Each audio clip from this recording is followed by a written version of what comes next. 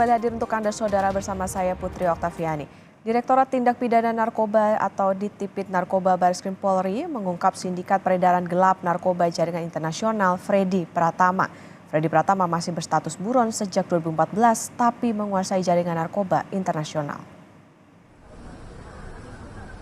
Bandar narkoba kelas kakap, Freddy Pratama masih buron.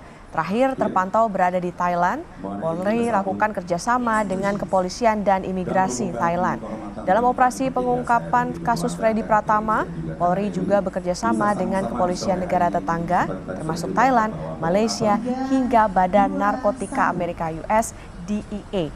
Kabareskrim Polri Komjen Wahyu Widada menyebut Freddy Pratama diduga mengendalikan bisnis peredaran narkoba dari Thailand. Polisi mengklaim pengungkapan kasus Freddy Pratama kali ini merupakan pengungkapan sindikat kasus narkoba terbesar se-Indonesia.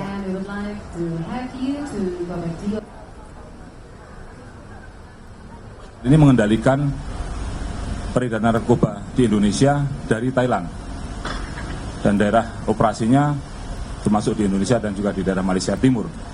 Dan kita tentu sudah berkomunikasi dengan teman-teman dari Royal Thai Police dan Royal Thai Immigration. Dalam mengoperasikan sindikat narkoba ini, yang saya sampaikan tadi inilah sebuah organisasi sindikat yang rapi, terstruktur, yang dilakukan adalah berdasarkan pada adanya kesamaan modus operandi. Jadi ketika kita mengungkap kasus-kasus narkoba, kemudian dievaluasi oleh teman-teman di Bareskrim, ada kesamaan modus operandi yang digunakan oleh para sindikat tersebut, khususnya penggunaan alat komunikasi, yaitu menggunakan aplikasi BlackBerry Messenger Enterprise, Threema, dan Wire. Selain menangkap 39 anak buah Freddy Pratama, Polri juga mengusut tindak pidana pencucian uang.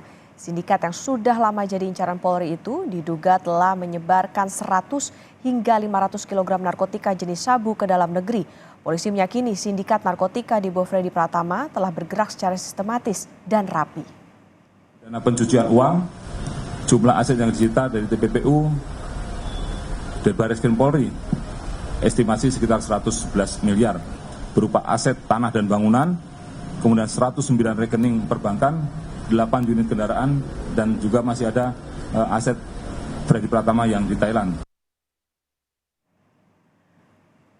Freddy Pratama menjadi buron sejak 2014. Polisi menyebut Freddy memiliki banyak nama samaran atau inisial, mulai dari Miming, The Secret, Casanova, Airbag, dan Mojopahit. Diperkirakan jumlah transaksi narkoba sejak 2013 lalu bernilai ratusan triliun rupiah.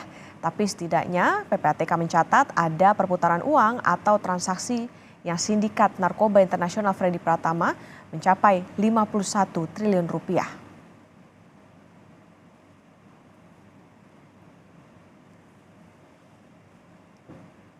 Sejak 2020, total ada 408 laporan polisi yang diungkap Polri dengan jumlah tersangka sebanyak 884 orang.